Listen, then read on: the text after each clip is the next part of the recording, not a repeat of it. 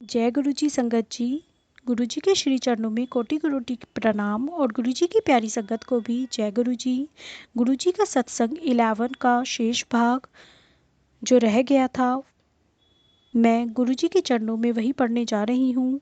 मैं आशा करती हूँ कि गुरु जी हम सभी का ऐसे ही ध्यान रखते रहें। जय गुरु जी। ओम नमः शिवाय। शिव जी सदा सहाय। ओम नमः शिवाय। गुरु जी सदा सहाय। 15 दिन में विवाह। एक बार गुरुजी की शरण में आने पर वह हमारी सब चिंताओं और कष्टों का निवारण करते हैं।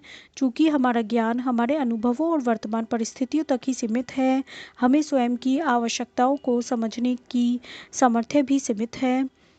इसके विपरीत गुरुजी को उनका पूरा ध्यान है और उसके लिए वह प्रावधान भी कर देते हैं। गुरुजी ने मेरे विवाह का भी प्रबंध किया हुआ था और मेरी माँ को 6 वर्ष पूर्व ही बता दिया था कि यह घटना कब घटेगी, पर उसकी गति सबके लिए अति तीव्र थी। अप्रैल के प्रारंभ में गुरुजी ने मेरे पिता से पूछा, क्या किसी प्रस्ताव पर विचार हो रहा है? मेरे पिता ने उत्तर दिया कि एक प्रस्ताव आया अवश्य है, किंतु उस पर गंभीरता से विचार नहीं हुआ क्योंकि अभी मेरे विवाह के बारे में सोचा नहीं जा रहा है। गुरुजी ने कहा कि उस पर विचार किया जाए। मेरे पिता ने तब इस बारे में परिवार में चर्चा करी। मेरे होने वाले वर स्वीडन में रहते थे और 16 अप्रैल को 1 मास के लिए भारत आ रहे थे। यह निश्चित हुआ कि दोनों परिवार 17 अप्रैल को मिलेंगे। उस दिन जब हमारी पहली भेंट हुई तो कुछ ही देर में पूरा वातावरण उल्लासित हो गया। सब व्यवस्थाएं उसी समय तय हो गई और थोड़ी ही देर में हमारे बीच अंगूठी का आदान प्रदान भी हो गया। एकाध दिन में पाणी ग्रहण की तिथि भी निश्चित हो गई, उसी मास की 30 तारीख। विवाह के सब प्रबंध अति तत्परता से किए गए और निश्चित तिथि को संपन्न भी हो गया। यद्यपि गुरुजी विवाह में उपस्थित नहीं थे, किंतु उनकी भावना सब में दृष्टिगोचर थी। सबने विवाह स्थल में सजावट, वातावरण, भोजन आदि व्यवस्थाओं की पूरी पूरी प्रशंसा करी। हर व्यवस्था में गुरुजी की कृपा ही झलक रही थी। जय गुरुजी। गुरुजी के साथ आईफल टावर पर। मेरे पति की मई के मध्य में वापस लौटने की योजना थी क्योंकि उन्हें उतना ही अवकाश मिला था। 15 दिन में मेरे लिए पारपत्र और वीज़ा दोनों मिलना नितांत कठिन था। यथाशीघ्र स्वीडन के दूतावास को आवेदन किया गया, परंतु उन्होंने बताया कि सब आवेदन स्वीकृति के लिए स्वीडन भेजे जाते हैं और उसके पश्चात यहाँ से वीज़ा दिया जाता है। अतः मेरे पति सुशील को अकेले ही स्वीडन लौटना पड़ा। उनके लिए अपनी यात्रा और स्थगित करना संभव नहीं था। प्रतीक्षा में 1 मास व्यतीत हो गया।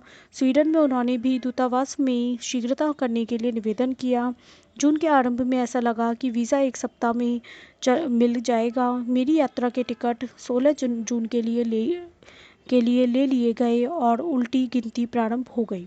16 जून को दूतावास जाने पर ऐसा लग रहा था कि हमारा वहां जाना निरर्थक रहा। वहां पर बताया कि अभी भी उत्तर की प्रतीक्षा है। मैं निराश हो गई क्योंकि इसका अर्थ था 1 सप्ताह का विलंब। मैंने यह सूचना अपने पिता को दी और कुछ देर में पुनः प्रयास किया।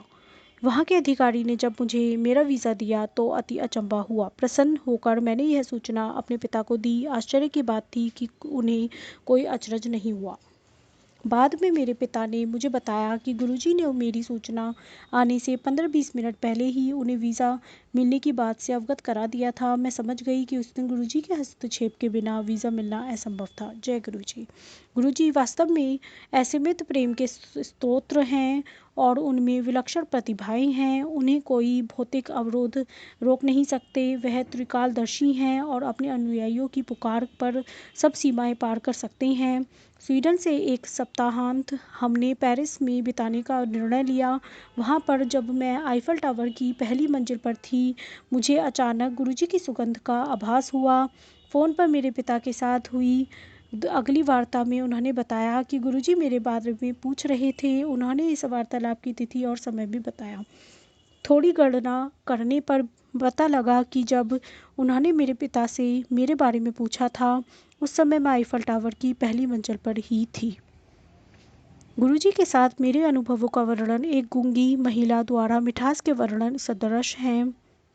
वह मेरे लिए क्या हैं और मेरे जीवन में उनका क्या अर्थ है, यह शब्दों में व्यक्त करना मेरे लिए संभव नहीं है। मैं गुरुजी से प्रार्थना करती हूँ कि जैसे आप हमारे संबंधों के इन स्वर्णिम वर्षों में दया करते आए हैं, उसी प्रकार सदा हमारा हाथ थामे रहिए। कहते हैं कि पारस लोह धातु को छूने मात्र से उसे स्वर्ण में परिवर्तित कर देता है, पर गुरुजी तो पत्थर को हीरे में बदल देते हैं। केवल पूर्ण विश्वास और श्रद्धा बनी रहनी चाहिए। ये सभी सत्संग श्रीमती आरती सिंगला आंटी के हैं, स्टॉकहोम स्वीडन से। जय गुरु जी, अनंतम अनंतम शुक्राना गुरु जी। मैं गुरु जी की प्यारी संगत से, सभी संगत से ये अनुरोध करती हूँ कि प्लीज़ प्लीज़ ये सत्संग, गुरु जी की दिव्या भाग के सभी सत्संग और उनकी प्लेलिस्ट ज़रूर सुने और लोगों से भी और भक्तजनों से भी नॉन संगत संगत सबसे शेयर करें, जिससे गुरुजी सभी के कष्ट दूर करें और ये सेवा आपके द्वारा की जाए। और सेवा से क्या फल मिलता है ये तो मैं भी कोई भी बयान नहीं कर सकता, तो इसीलिए आप गुरुजी के चरणों में सेवा करते नहीं, इसे शेयर करते नहीं।